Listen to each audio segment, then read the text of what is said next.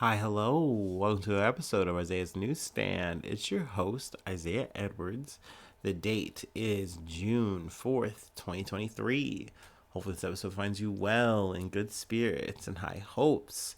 As for me, I'm doing pretty good. I'm hanging in there. I feel like that cat and on the little poster. You remember that? He's hanging in there, little guy. That's me.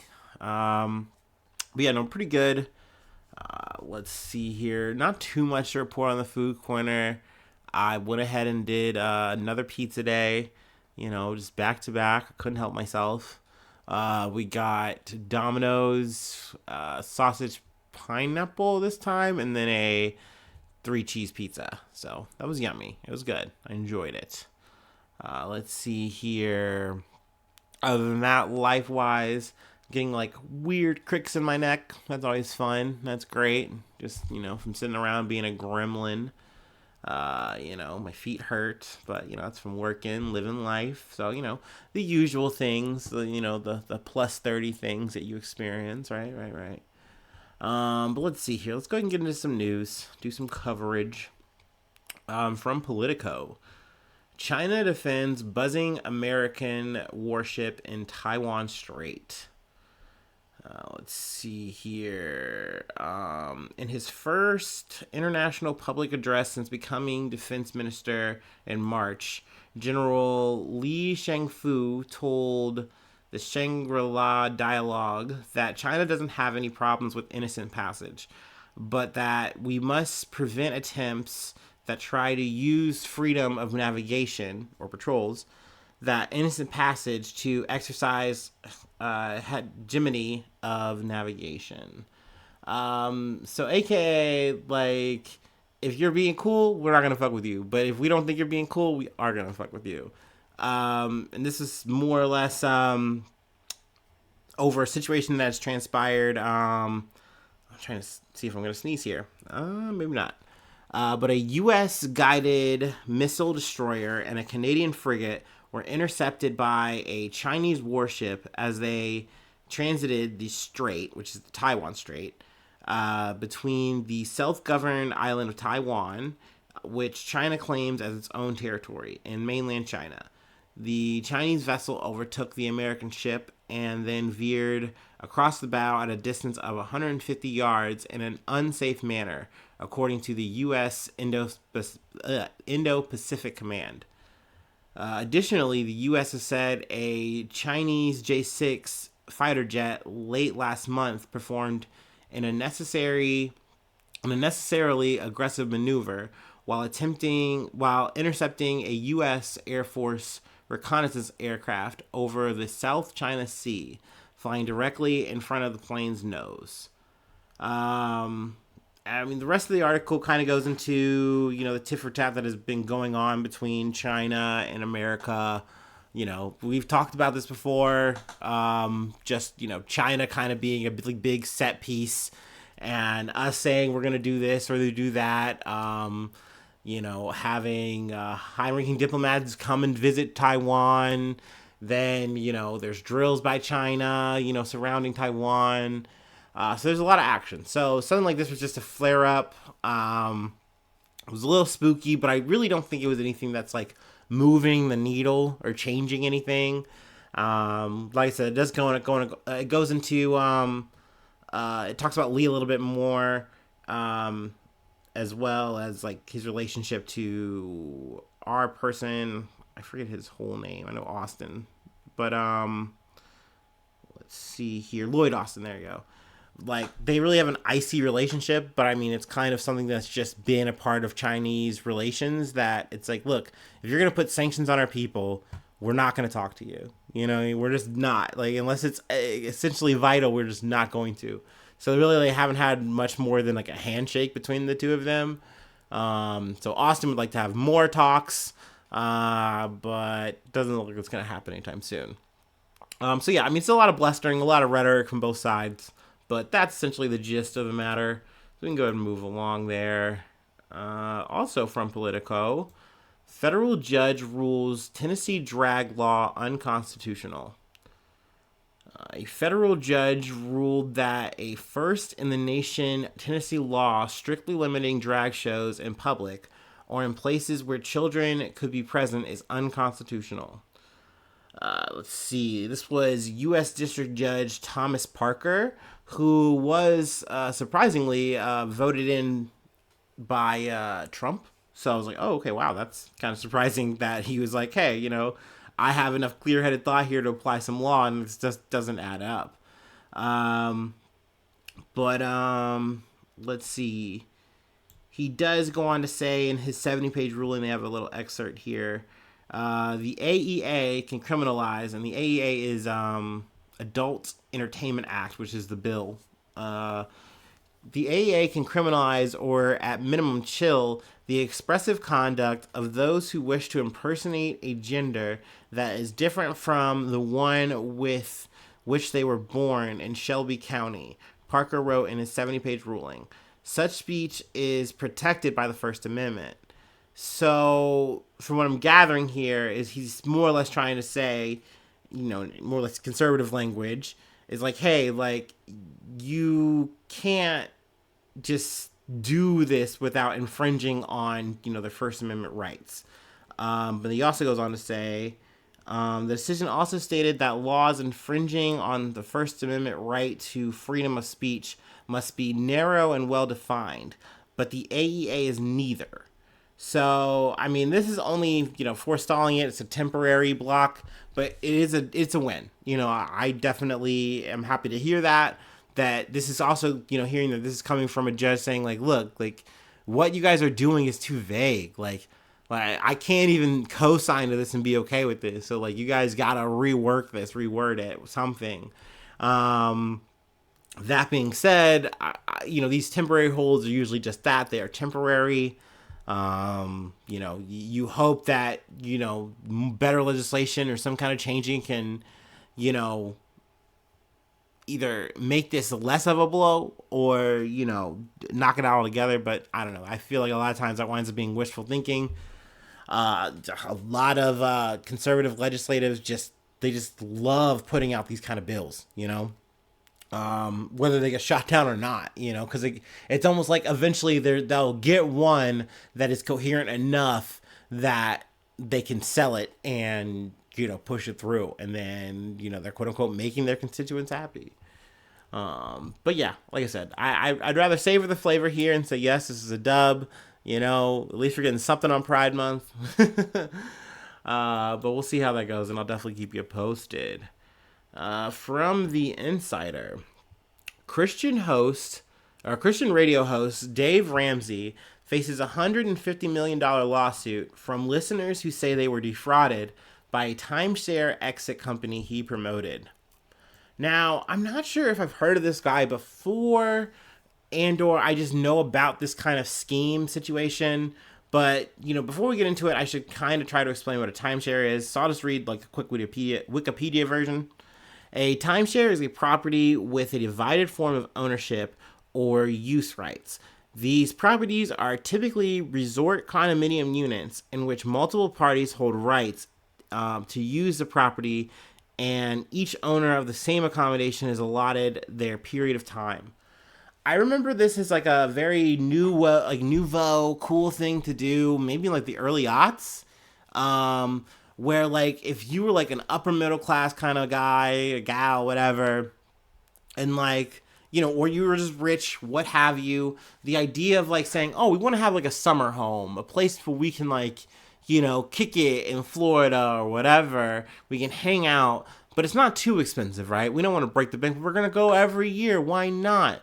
So you would get this idea to get sold where you're literally buying in with like a bunch of other people and saying, hey, we're going to have this condominium or this home, this big house, whatever, and we're going to have our slice of time with it. And it could be for a lifetime. It could be for like a set amount of time. A lot of times it was just for a limited amount of time, but it was a long time. But you had to pay into this motherfucker. And this became a big grift, more or less, that people were just getting sold on these timeshares. And it's like, dude, you're not going to go to fucking, the Keys or wherever the fuck. Like you're not gonna be visiting these timeshares the way you thought you were, nor can you actually afford it because times change, bubbles burst. The economy is a real mean son of a bitch. So this whole thing was just a really bad grift that people just kept buying into and getting stuck into. So something I wound up finding out recently, because I was too poor to even think of the idea for a timeshare. That shit sounded stupid to me as a teenager because I'm like, huh? Like, I can't even afford a vacation. What do you mean a vacation home? It's so weird. The idea of summer homes are just silly to me. But that being said, a new racket, or at least a new venture that had come up, was the idea of getting people out of timeshares, saying, hey, well, just like kind of like I'm trying to think how to describe it, like not bankruptcy, but like let's say you're really bad on your credit and you need help. Well, there's like debt forgiveness programs that you can get into or things like that, and you can sign up for them and they'll help you out, negotiate your debt down, blah blah blah blah. You just got to go through this program, you got to pay them. These timeshare things were the exact same kind of thing, these exit strategies. So that is something that became a new grift because there were some that were like, okay, maybe honest brokers. They actually were trying to negotiate your shit, help you out for a fee. But there were some that were just saying, oh yeah, we'll help you. And then they'll pay, like you pay them and then you get nothing out of it. So I'm doing a lot of setup here, but essentially Dave Ramsey was essentially promoting one of these timeshare exit strategies. It was called Timeshare Exit. So let's go ahead and read and let's go ahead and talk about it. Christian radio host Dave Ramsey is facing a $150 million lawsuit from 17 listeners who claim he played a role in defrauding them by promoting a timeshare exit company. The lawsuit filed in April against Ramsey and marketing company Happy Hour Media Group in the Washington Western District Court argued that the radio host promoted a timeshare exit team to the financial detriment of his listeners. Okay. So this guy, he's a very interesting character. I've read in some circles that he is regarded as a financial guru. But at the end of the day, this is a man who is giving you financial advice with a Bible in his hand. Like, the idea is he's using teachings from the Bible to help you with your finances. I gotta be real with you, and you can come for me if you want. I've read the Bible, a time or two, They tell you how to tithe to the church. That's the best financial advice you're gonna fucking get. I'm sorry, man. Like, you were really curving the bullet here to say, oh, I'm gonna help you with your money problems with the power of Jesus Christ. I mean, sure, we can pray over it. That's great if you want to believe in faith, but there's only so many scriptures you're going to be pulling here. I'm sorry. I'm so sorry. I just couldn't get on board. That being said, one couple in May had called seeking for help on their debts of $760,000. Yeah, I would just say, hey, why don't you try bankruptcy? Maybe try one of those like debt forgiveness programs I mentioned, because they are going to be way better off than this Ramsey fucking fellow. I'll tell you that. I'm sorry. That's just my opinion. Maybe he has helped some people. But yeah, that was wild for me to learn that this was this guy's racket. But essentially, he was making $450,000 a month to promote this Washington-based Reed Hine and Associates. And he made a grand total of $30 million in total. So he was just running this. And he said he promoted this until they stopped paying him. But at the same time, he was also lashing out at people who were sending him letters saying, hey, I've tried using their services and they just told me to settle with the timeshare, or they just haven't gotten back to me. They aren't doing anything. And essentially he just kept promoting it and just going on tirades against his listeners saying like, hey, it's not my problem. It's not my fault. This is on you. All right. Why don't you pray on it, brother? So they are saying here that he's potentially on the hook for this. I'm very curious to see how this is going to shake out. In my head, I'm not going to lie to you. I think he might get away with it. I mean, maybe that's the wrong words to use here, allegedly, whatever. But like, I think in a lot of ways here, you can probably plead plausible deniability. Like you're saying, hey, these people, this Reed Hine and Associates, they said we are going to do the service. We want you to promote it. I said, okay, that sounds fine. And if there's any kind of situation, even though they have been found in court to be like, you know, doing some fucked up shit, it does stand to reason that, like, I don't know. I just don't know if I think he's going to get away with it. I don't know. To sum it up, I'm kind of in the weeds here. Pre-game's finally catching up with me. I don't know. But, I mean, we'll see. I definitely do think that this is fucked up. But I also think that if you're buying a timeshare, you're already a goofy goober. Just take a vacation. Just do it the Griswold way. Don't get a condominium. You don't need that. Two, if you're already in the weeds here, if it's not criminal in your head to call the police, I don't think this timeshare exit group is the way. Like, I don't think doing this kind of, it's too much of a dice roll racket, in my opinion. I say take it on the chin. I don't know, man. I'm not a financial advisor. Hey, I'm no Dave Ramsey. But yeah, I don't know, man. I do think he will probably be able to say, hey, like, you know, it's not on me, man. I just thought this was good and on the level like you did. And that's what I was gonna say. I think that they at least were able to do some arbitration between the timeshare or like other timeshares or whatever. So like even though they were found to be like liable of like lying, whatever, I'm using the wrong terminology. It might just be enough for Ramsey's sake to be like, hey, they were legit enough, I thought, right? All right, I've lingered on this a bit too much. We got one more thing to cover before I let you go. Ooh, actually, let me take a break. Chasing my tail a bit.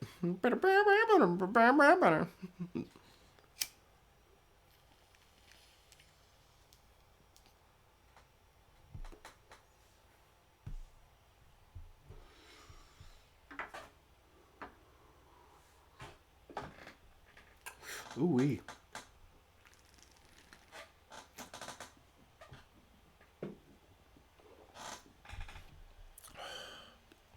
Okay, we're back.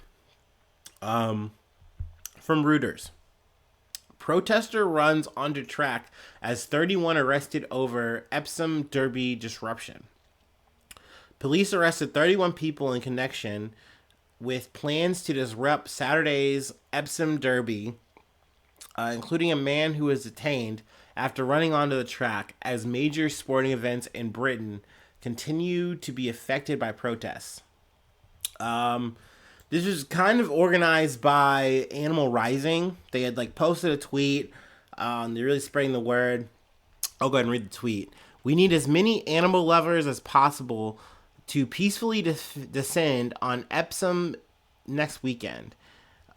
Be there and show your love, not just for the horses endangered inside, but for all life. Either disrupt the race with us, horse emoji, or come to Epsom for all, our alternative festival outside, with a racing flag emoji.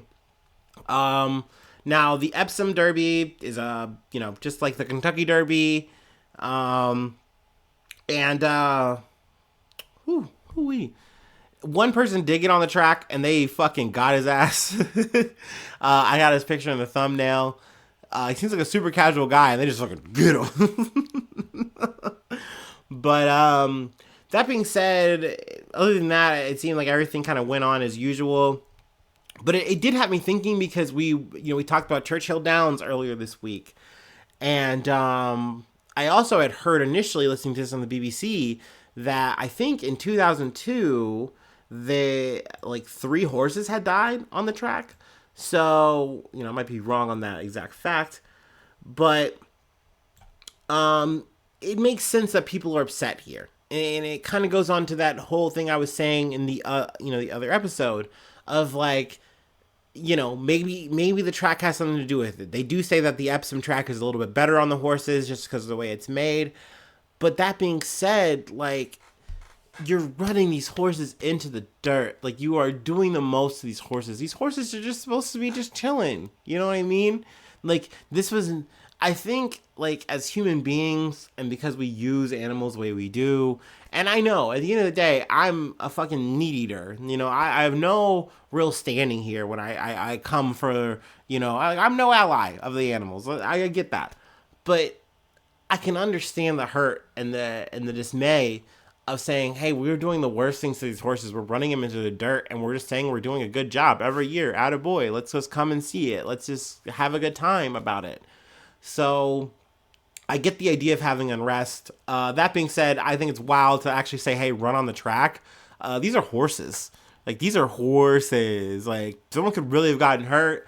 The horses themselves could have gotten hurt if, like, that actually was on. You know what I mean? Like, I don't know. That, once again, that's a disruption in a way that's just, I don't know if it's helpful to the conversation. But some would say, hey, it's making the conversation. So yeah, I mean, I don't know, man. Goodbye horses part 2. That's gonna wrap up the episode for the day. I thank you yet again for listening to me, my crazy little scuffed project that I call a podcast. You're a real friend, you're a real pal, you're a total peach. Hopefully I see you soon for some more good news. I love ya. Bye bye. Mwah.